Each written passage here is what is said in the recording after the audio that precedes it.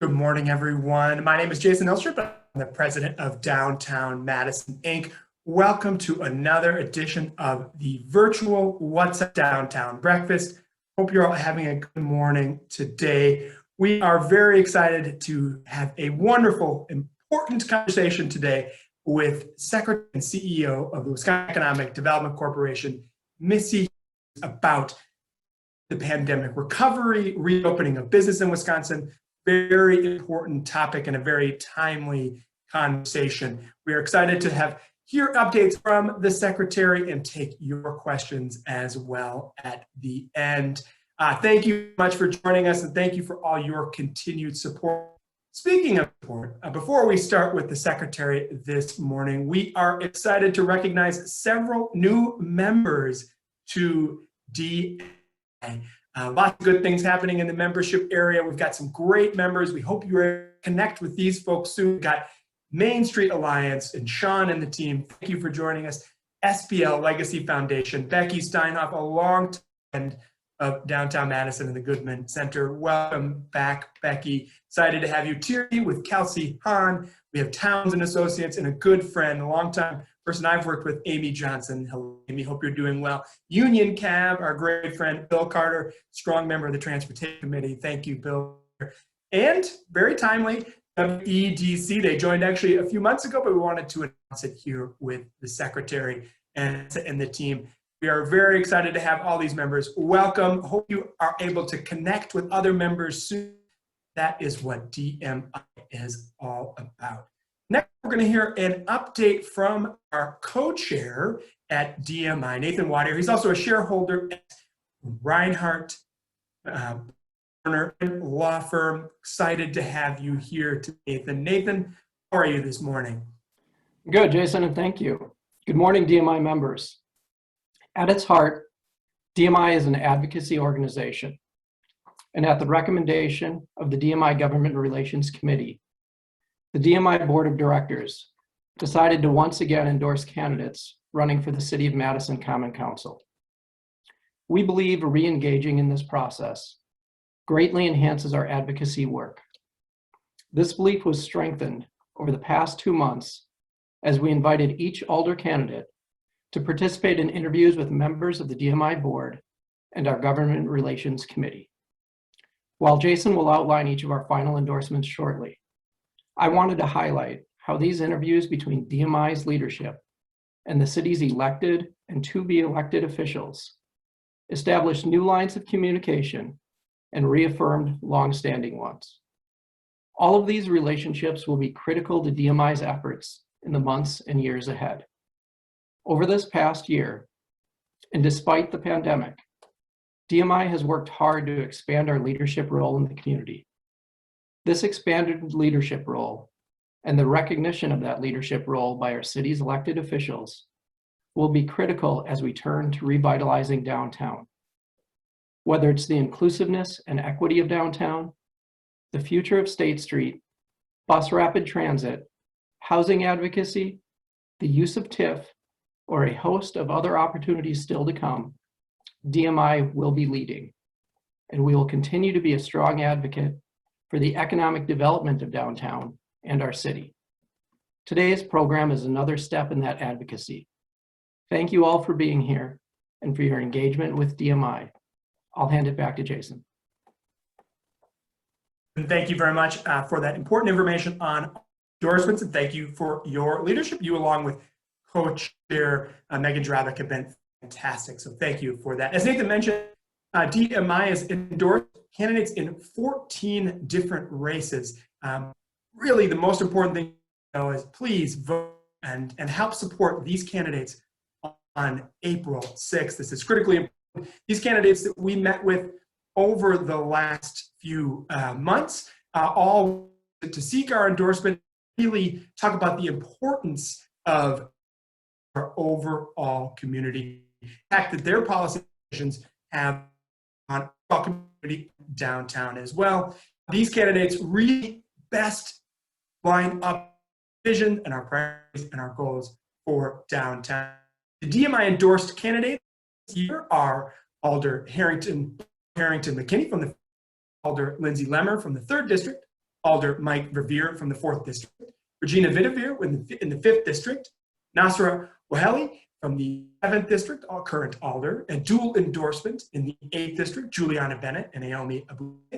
In the 9th District, also a endorsement, Alder Paul Skidmore and Nikki Tom. In the 10th District, Yannette Figueroa Cole. In the 12th District, Alder Saeed Abbas. In the 14th District, Alder Sherry Carter. In the 16th District, Matt Trammell.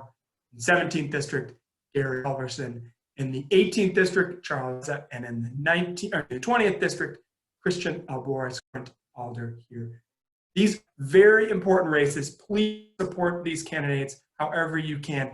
Get out, vote, support, help these candidates out. They are having a great vision in downtown Madison and our community as a whole. We are proud to endorse all 14 of these districts and 16 candidates. So please join me in supporting each one of the candidates. Next, our sponsors for today's event. We would not be here without them. Thank you to our major series sponsor, Whipley LP, our supporting series sponsors, Ho-Chunk Gaming, and Michael Best and Friedrich, the State Bank of Cross Plains, and our special, hope we're back soon, Hotel and UW Health, Unity Health, Meritor, and Quartz. We also want to pay particular attention to our for today's event, Monona Bank. They have been doing great work in the community, and I think a perfect sponsor for today with all the great work they did with PPP, making sure that our local businesses have needed, they need to succeed right now. So it's my honor to welcome Mike Flynn, the Vice President of Business Banking with Monona Bank, to say a few words after Mike, good friend and DMI Treasurer, Nita Muhammad, who's a partner at Whipley LLP and is here to say words on behalf of Whipley. Thank you again for your sponsorship. Mike, how are you this morning? Very good. Thanks, Jason. We really appreciate the opportunity to sponsor this morning's meeting. Today, we're fortunate to have Missy Hughes, the Secretary and CEO of the Wisconsin Economic Development Corporation, to update us on the status of Wisconsin's pandemic recovery and reopening of our state's economy. As a true community bank, Monona Bank genuinely understands the impact the past year has had on our area businesses, as well as our communities and neighbors. What do I mean by a true community bank? In Monona Bank's case, this means that the focus of our business is right here in Dane County. Our management team, as well as most of our 740 shareholders, live and work in the communities we serve. That means we reinvest back into our local economy and make decisions here based on our homegrown knowledge of our communities. It also means our earnings are distributed locally to people and businesses you know and work with, not an East Coast private equity firm or large institutional investors. If you value creating prosperity where you live, that's not an insignificant distinction. As a locally owned bank, we truly understand what it means to be a committed community partner. After the terrible flooding in 2018, Monona Bank provided 87 interest-free loans to families whose homes were damaged by the floodwaters. Last year, we distributed over $80 million in PPP loans to over 750 local businesses, and we're still providing more today.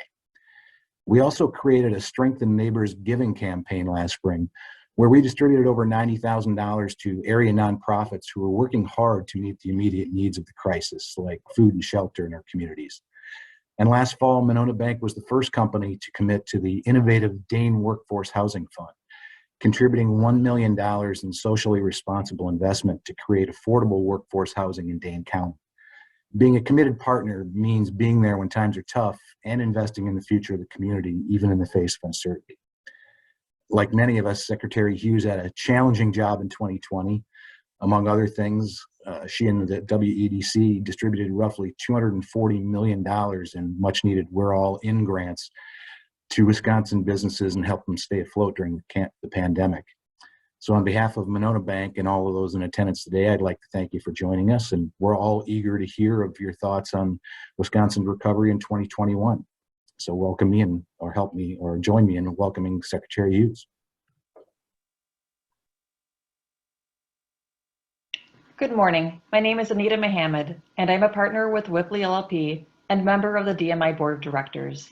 Whipley is pleased to participate as the major sponsor of the DMI What's Up Downtown Breakfast Series. Thank you for joining us this morning.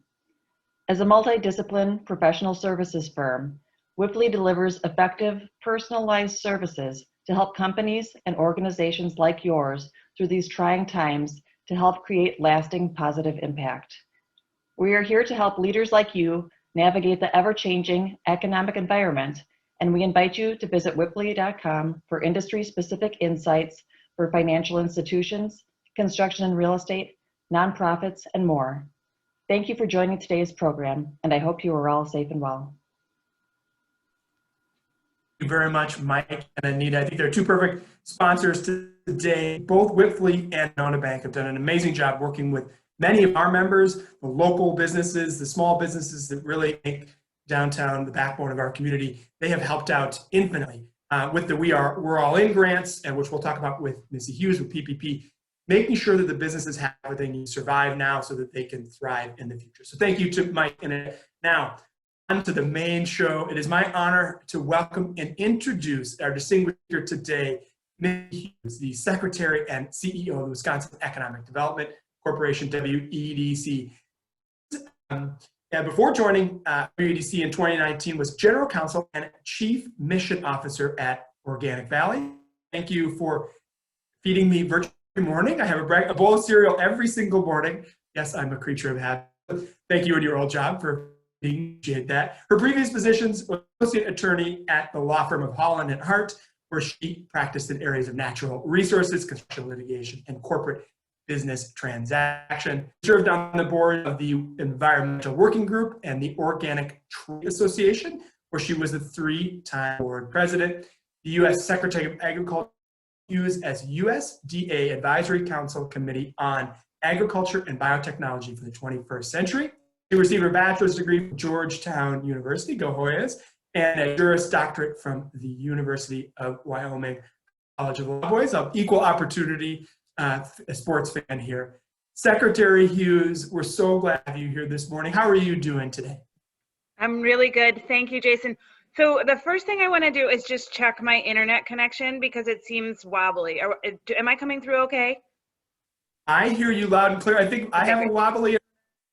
So between the two of us, we will get through this. I think there's a lot of people working on a line today.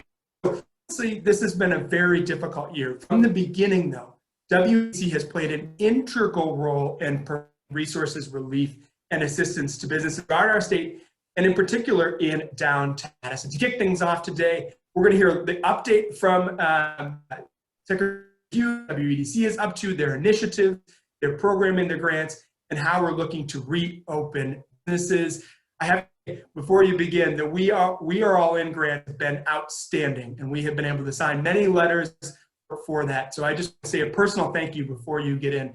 Really have helped out many, dozens and dozens and dozens of downtown businesses. So Secretary Hughes is excited to hear an update, and then we're going to have a conversation. So if you have questions for the Secretary, in the Q&A function at the bottom of the screen, and I ask those questions. So Secretary Hughes, the floor is all yours. Great. Thank you, Jason. And thank you so much at Downtown Madison for having me here today. It feels like your introduction had much more fanfare than was necessary, but I'm really glad to be able to be here. I'm super excited that WEDC is a member of Downtown Madison. And that's absolutely where we need to be. So I thought what I'd do today is just talk a little bit about what we've been up to in the last year. It's been, mildly hectic. And then talk about what we're thinking about as we go into the future. But while I'm doing that, I'm going to ask you all to do something for me, which is what the best advice I've gotten in the last year has come from businesses. It's come from folks who represent businesses. And, it's given me knowledge about where we need to go and where we need to be deploying resources. So while I talk a little bit, if you don't have a question for me, I'd love for you to share where you're at right now, and what you're experiencing, because that all helps to put in the hopper and be thinking about where we need to go as far as recovery goes. So just about a year ago, everything was really getting pretty intense here in Wisconsin. And at WEDC, our focus really turned to our small businesses, because we realized that the businesses that were maybe falling through the cracks, the businesses that didn't have relationships with great banks like Monona Bank and weren't able to access the PPP, we wanted to make sure that they had resources too. And you know, we were learning literally on the fly about businesses that are unbanked or underbanked, businesses that really, you know, didn't have that relationship with their bank, but maybe had a relationship with the CDFI, certainly had relationships with folks like Downtown Madison, and the network of support that was provided in Wisconsin was really incredible. So we gathered our resources at WEDC. We stood up 2 programs right away, one called SB 2020, and another called the Ethnic Minority Emergency Grants. And those were from our own resources. And we were able to deploy about $7.5 million to businesses around the states, like literally within the first 6 weeks or so, which, you know, we knew was a drop in the bucket, but we were learning, you know, how do we reach small businesses? Literally, you guys, I looked at my team on March 15th and I was like, okay, where's the list of small businesses? And they all kind of nodded at me, like, yeah, Missy, we need to find that. And so, you know, that's okay. You know, we just learned, and we started working really hard to work with our partners, because we realized those were really where the lists of information were. As we went through, you know, and we had conversations about restarting and reopening, you know, in April and May. You all remember those fun times. We really started to think about what it means to a business to reopen in this new dynamic that we felt ourselves in. And I could imagine, you know, a business owner who had so carefully arranged their business, whether it was retail or a cafe, and now, you know, everything was thrown up in the air as far as keeping employees safe and keeping customers safe, and, you know, respecting what was going on in the community. So we stood up the guidelines to help businesses reopen, and really tried to do that with the owners in mind. And so we gathered industry best practices. We talked to our monster companies that had had experiences in China and Europe, and we learned from them. One of kind of the opportunities and benefits we had was Wisconsin was one of the last places to be struck with the virus. And so we were able to prepare and learn and get that knowledge from those companies that had experiences around the world. And then we started deploying CARES Act funding. And again, you know, not having the list of businesses, we felt it was really important to get the word out. Our first tranche of dollars was about $65 million to about 25,000 businesses. And it was hard to get the word out and hard to get those applications in. We asked for assistance from organizations, writing letters, like Jason mentioned, just because we were trying to find these businesses and we needed help. For the second and third round of the CARES Act funding, we enlisted the help of the Department of Revenue. Lo and behold, the Department of Revenue has a list of all the businesses in the state. And so, you know, we learned, we got smarter, and we were really able to work with the Department of Revenue on a much more data-based level to be able to really target those businesses that had been most impacted. And we were able to see that through industry codes and through information like that. So, you know, that it felt like we had really gained a lot of intelligence, and we're going to be able to take that intelligence forward, which is really exciting, you know, as we see the American Rescue Plan Act come to Wisconsin, and we're thinking about those resources. We're thinking about resources the governor has proposed in his budget. You know, I think we can take that learning that we've had and really be much smarter. And, you know, I think we always had in mind making this as easy as possible for the businesses, because the last thing I wanted to do was to add stress to an already incredibly stressful situation. We also have really worked hard to expand our networks of who we're talking to. We found that, you know, I mentioned the underbanked and the unbanked. Those are often diverse owned businesses, and we needed to do better and reaching out to organizations that work with those businesses. So we've been really working on that, recognizing that the systemic racism challenges we have in Wisconsin are really impacting our economy. And so, you know, it's not out of goodness of heart. It's out of, you know, this is what we need to do for economic development, is lift everybody up. And so we've been working very hard at that. You know, as we head into the end of the year, and now, you know, hopefully with shots in arms, we're headed towards true recovery, and we don't, we're not going to step back. We're just going to keep going forward at this point. The governor has been incredibly supportive of WEDC in his budget proposals.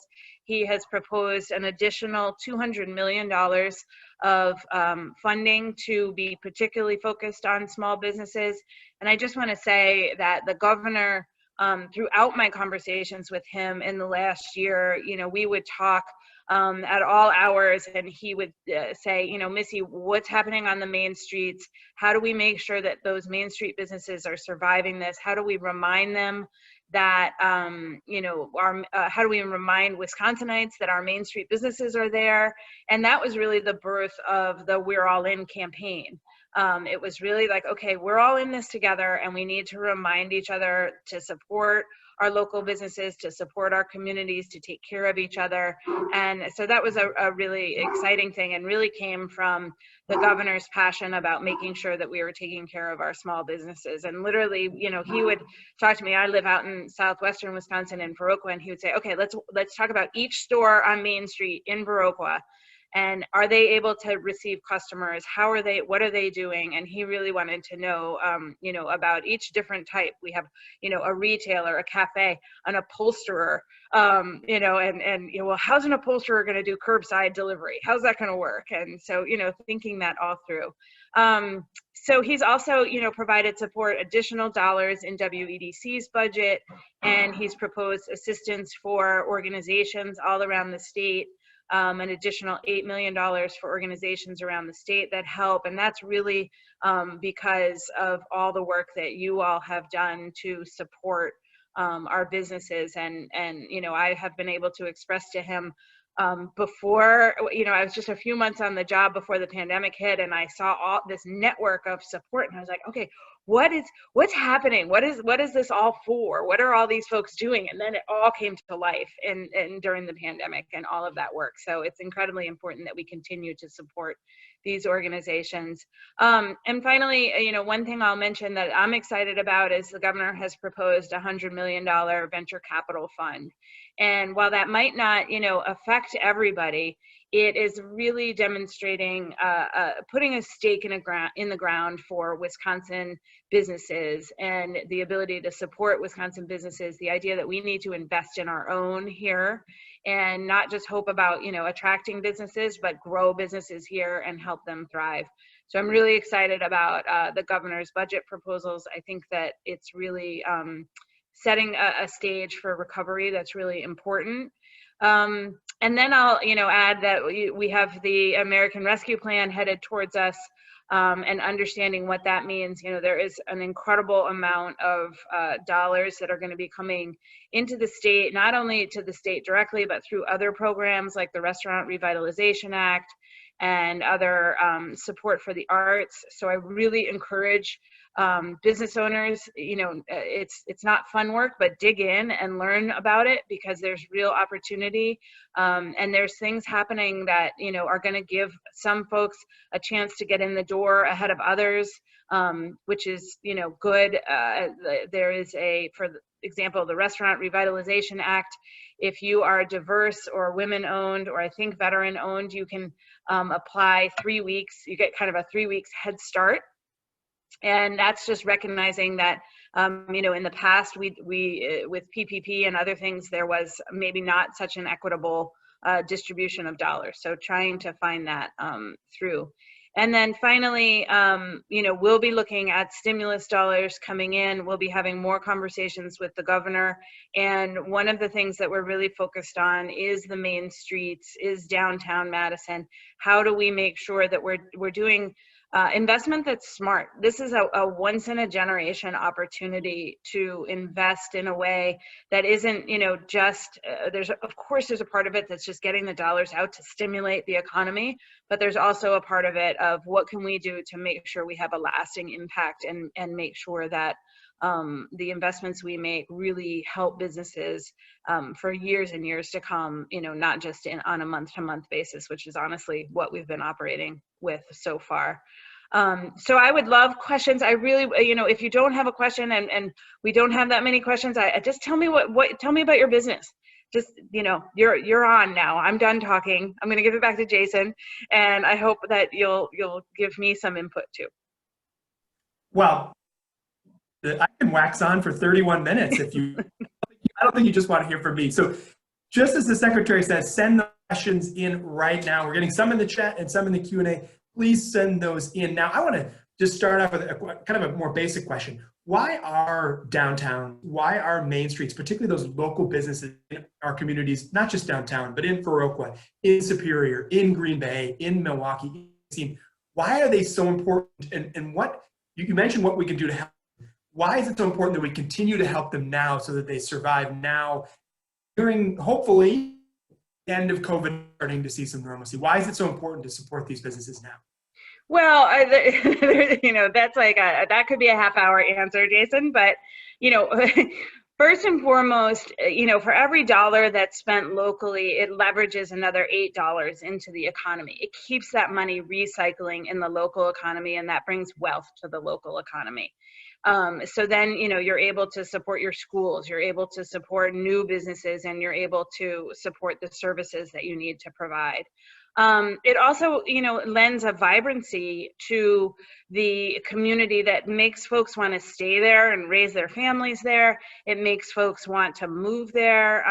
And it's really critical that you have kind of that ecosystem of businesses, right? It's not just having one store. You need to have, 5 or 6 stores that make it worthwhile to get out of your car and walk around and, stop in and at a couple different places.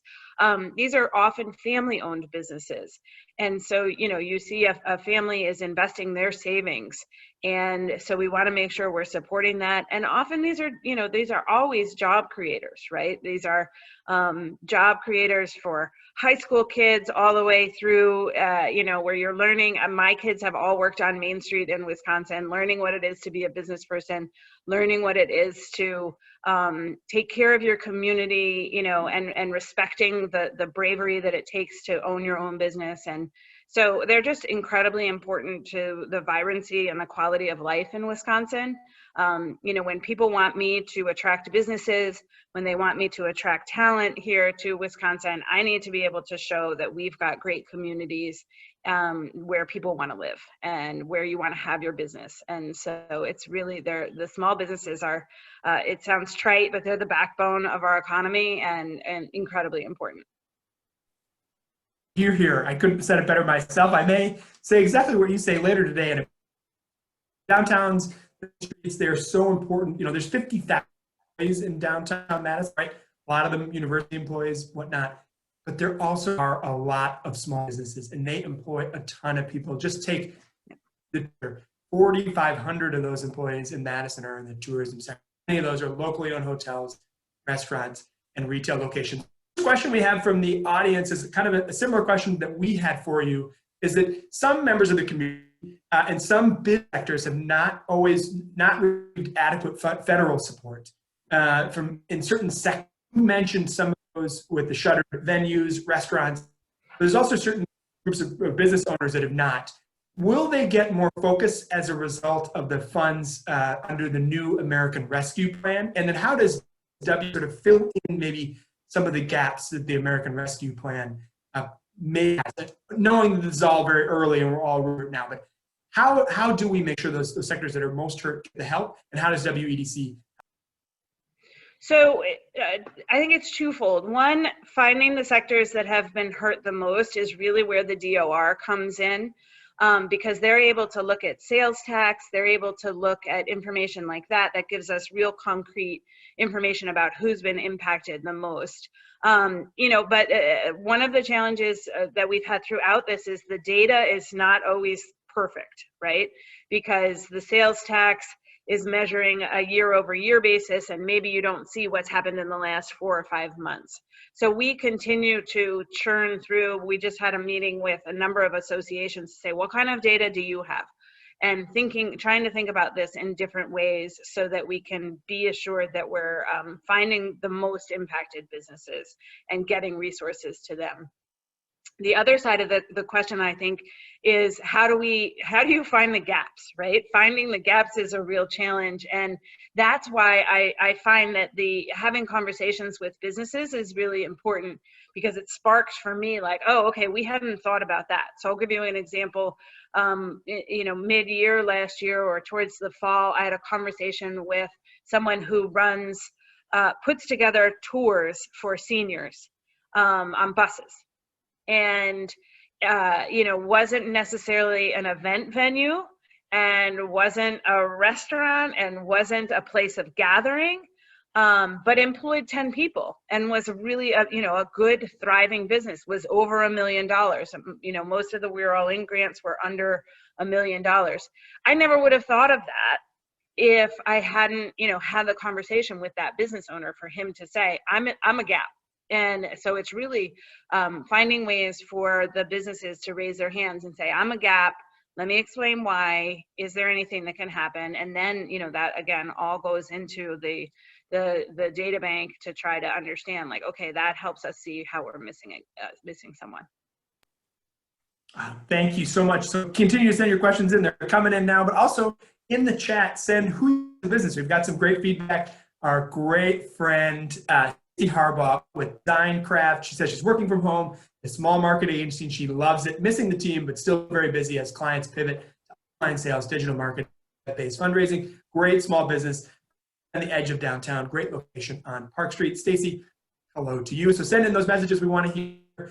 The next question we have, I think, gets back to your last point about collaboration with the Department of Revenue. Can you speak to what collaboration the agency is taking with the Department of Tourism? The many aha moments we've had with tourism. Tourism is a huge sector in employment sector in the state of Wisconsin. It is Dane County, right at $1.4 billion in Dane County. Over 300 million of that is downtown Madison. It's really important for us. How do you see collaboration potentially working with the Department of Tourism? The aha moments. Yeah, so I'll make you all maybe laugh a little bit, but Secretary Meany of the Department of Tourism called me a week before I started my job, and way back in September of 19, and said, okay, we're working together. So there was like there was no moment where tourism and WEDC weren't working together once I came into my role. And the reason for that is we're both promoting Wisconsin, right? So how do we promote Wisconsin better together? And we've been in ongoing conversations about that.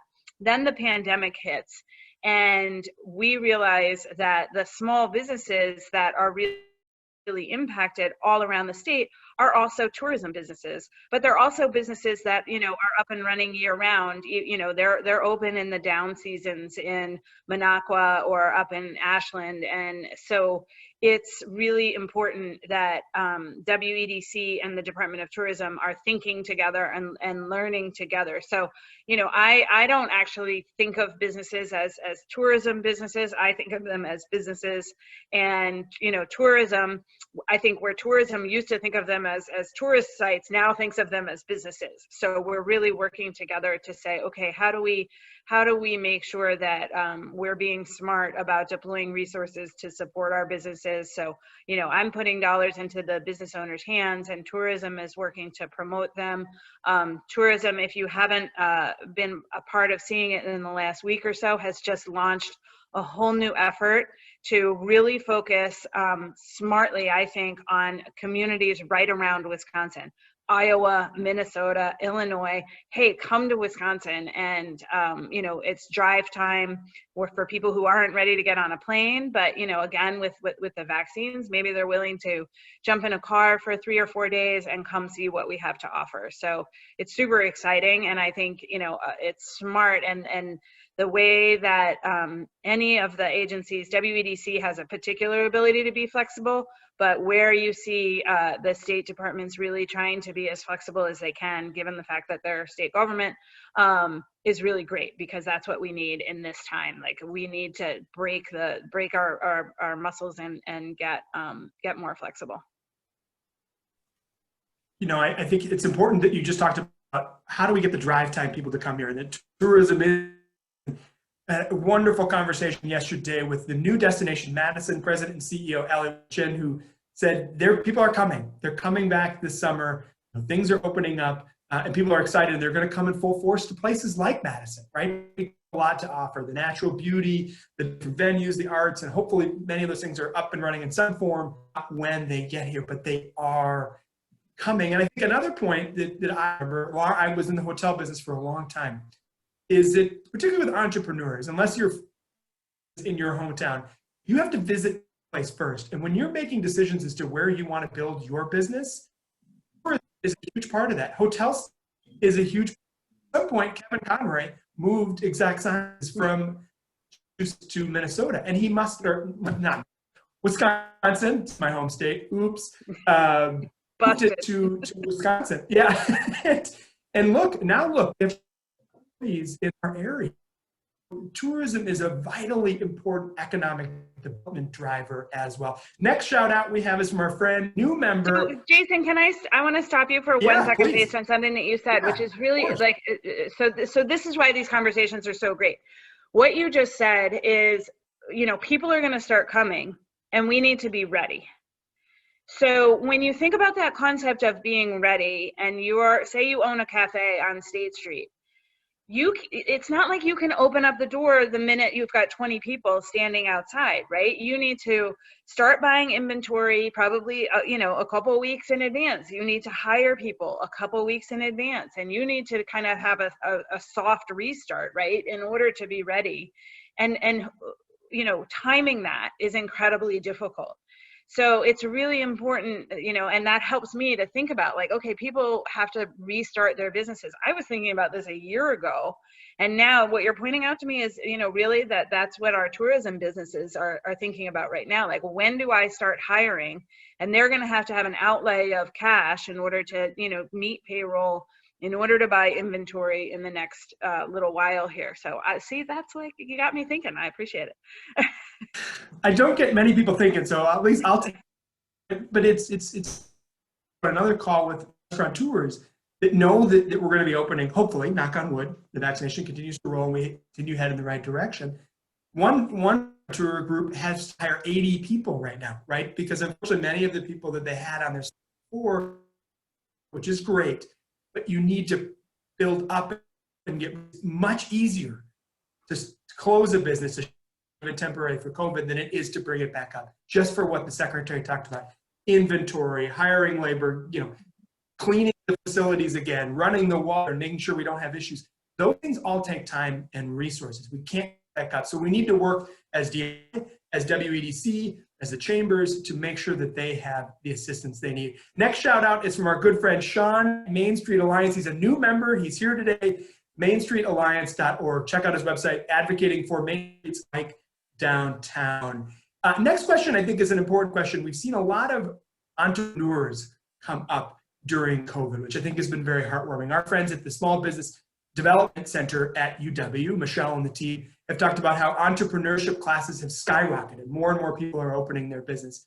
So are there WEDC resources and programs for solo, never heard that term before, like that, thank you, Peter Gay and Peter Gay, recruiting, solopreneurs starting businesses and new micro businesses during COVID? How have you guys been helping these new businesses that they've been coming up?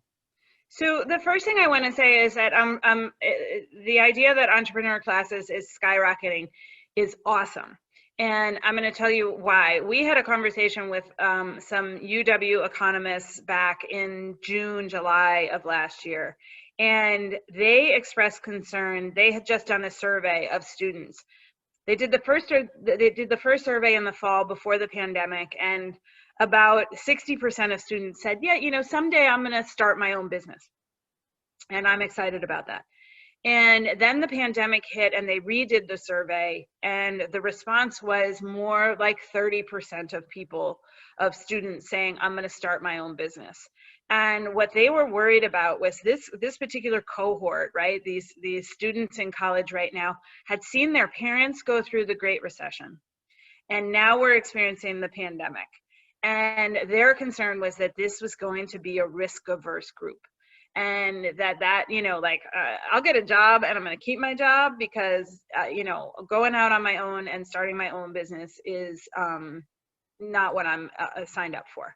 And so businesses, and so at WEDC, we've really had a mindset of how do we support innovation? How do we support, not only like support with resources, but celebrate innovation, celebrate people who are taking risks and going and doing things. So one of the things we did was have the We're All Innovating contest. And we offered folks to tell us about their solutions when it came to COVID and what they did to solve their business problems. We had 1,200 applications. We ended up giving out about 225 awards to businesses, about $4 million. But the learning from that and just seeing the fantastic ideas and the hustle and the grit that these businesses were showing, and the range of winners. There was a company that won because they developed a rapid test for COVID, right? That's a pretty clear COVID solution. But another business who was a do it in the store art store in Sherman Phoenix in Milwaukee went all virtual. And she was a winner with what she did. And she went all virtual within like 2 or 3 weeks, incredible, like she didn't pause. She just went for it. And then the last one was the Menominee, last one I'm thinking of was the Menominee Food Co-op, who stood up their entire e-commerce website in the course of a few weeks. It's something they've been thinking about for 5 or 6 years, like, oh, we should do this. And then they just stood it up. So innovation is something we really need to support because it just really, it's energizing, right? It grows businesses, it gets people to move here and all of that. So now Peter's question. One of the big challenges with our deployment of resources was, again, finding businesses. So one of the things that we did was say, well, give us your 2019 tax return. And that seemed like it made sense because, we wanted to make sure that we were deploying resources in a responsible way to businesses that were up and running. But that left behind businesses that had started, either in 2020, January or February of 2020, we've all heard of those businesses, or started a business post-pandemic, after the pandemic started. So what we're doing now is we're trying to figure out what's the best way to identify those businesses so we can get them resources. Because if you were brave enough and courageous enough to start a business in 2020, you deserve our help. And so we've already gone to the Department of Financial Institutions and have said to them, could you give us a list of all the filings that you've had in the last year of businesses that have started? You've started an LLC or a corporation.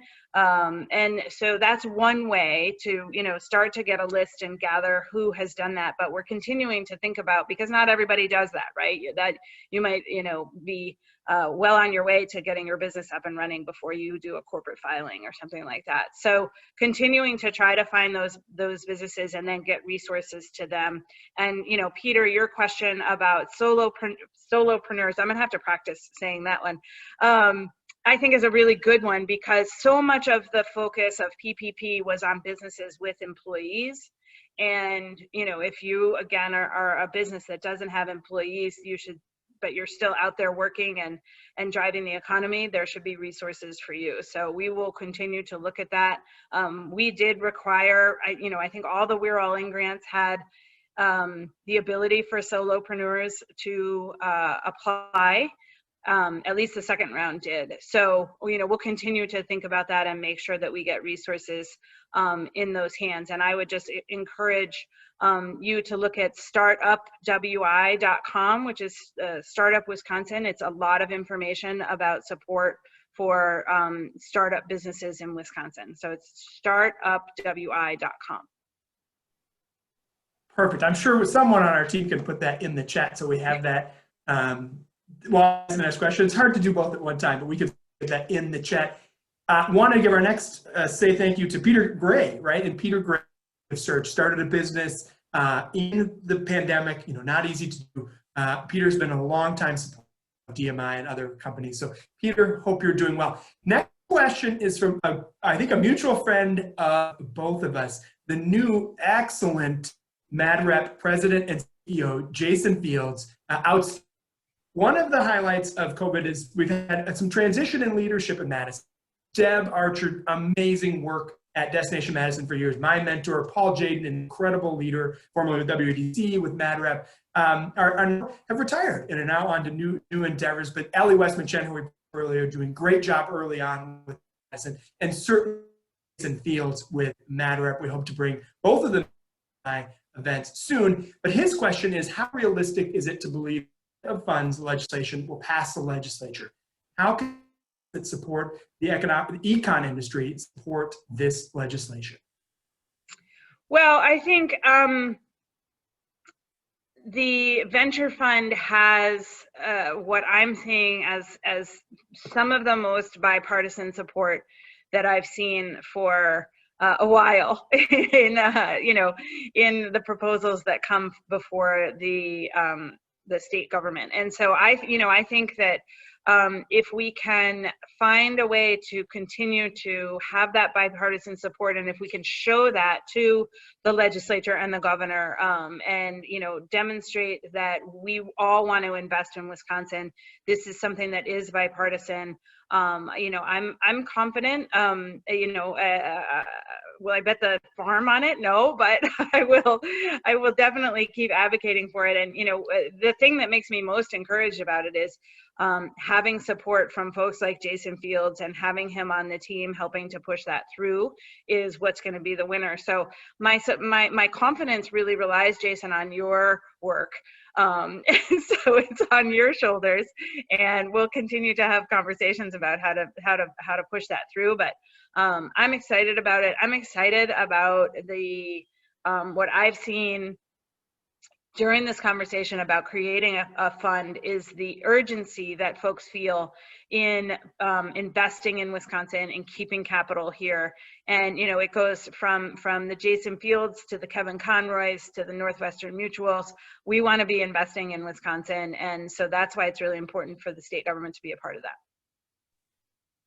Now, Secretary, will it be more effective to lobby with multiple Jasons? We get a ton of Jasons, Jason Fields, myself. Is that better? The more Jasons, the better. First joke I've told in a long time. Yeah, the more Jasons, the better. I've got a couple Jasons on my staff. I'll throw them in too. Perfect. We're all in together. Best dad joke of the day. Next up, the next shout out and next question comes from our own board member and executive member, Peggy Gunderson, owner of Strategic Brand Marketing, a great brand marketing town, Madison, right in the heart, literally at the top of state.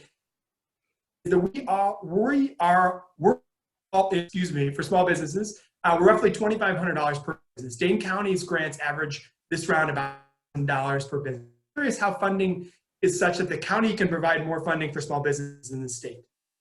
Yeah, as we looked at deploying resources around the state, it was always a really difficult question of how much we could do on a per business basis, and then how many businesses we could impact.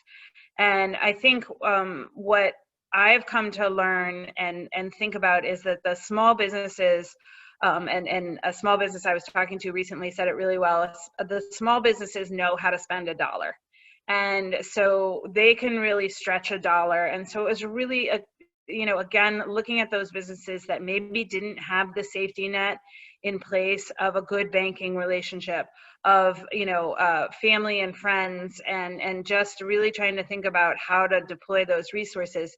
It's also really important to keep in mind that as we were going through this, most of our CARES Act funding, we were still really in the midst of the pandemic. And so we needed to, it was a wrestling match between the economic health and the public health, and making sure that we had the dollars deployed to be able to support the public health effort was first and foremost. And so then, taking what we could bit by bit on the economic health side and deploying that, I think was incredibly important. Madison and Milwaukee were also able to receive their own tranches of CARES Act funding, and so I think that helped make those decisions on that level be more, and that's fantastic that we were able to do that. Yeah, last question of the day is not a question necessarily about Madison area, but a question more, I think, a topic that coming up a little bit more lately is about Foxconn. Can you provide a status on Foxconn relationship and the prospect that a manufacturing facility in Racine County will begin some production of something in either late 2021, or 2022? Yeah, so we continue to have conversations with Foxconn, and I am really encouraged with those conversations. I think that we're going to get to a place with them where we're able to support their work and it meets what they're doing in the market. I think that those are positive conversations. I'd add that there's been a recent conversation with Foxconn, not with Foxconn, with Foxconn in the news, about electric vehicles. And that has really spurred us at WEDC, not only because of the Foxconn side of things, but also Oshkosh Trucking being awarded the contract for the USPS trucks, and those potentially also having an electric vehicle component. So it's really made us, given us a jump start to start talking about, can we support the electric vehicle manufacturing in Wisconsin? What's the supply chain like? How can we win that manufacturing, not only for our manufacturing businesses, for our tech businesses? Because the reality is, an electric vehicle is like a battery and a whole lot of technology. So how do we win that business? How do we support that? And all for the new energy economy. How do we win that business? How do we make that something that's happening in Wisconsin? So Foxconn spurs many conversations, and I think that's a really exciting one. And I hope we can really take that and run with it. Okay. Fast with that answer. I lied that was the last question. Sorry. That's okay. I don't want to end on Foxconn, so that's good. Ask me another question. All right. We only know each other 10. I am Mr. Positivity. So we're going to end with positivity.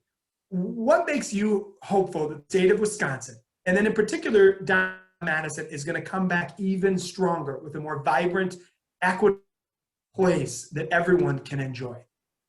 Well, there's two things. One, the data shows that Wisconsin is going to come back stronger because we really managed ourselves well through the economy. And it's, our agriculture base, our manufacturing base, those were foundations that really kept us strong during the pandemic. So we did not fall as far as many other states, that are really reliant on one particular type of business, whether it's service oriented or tourism.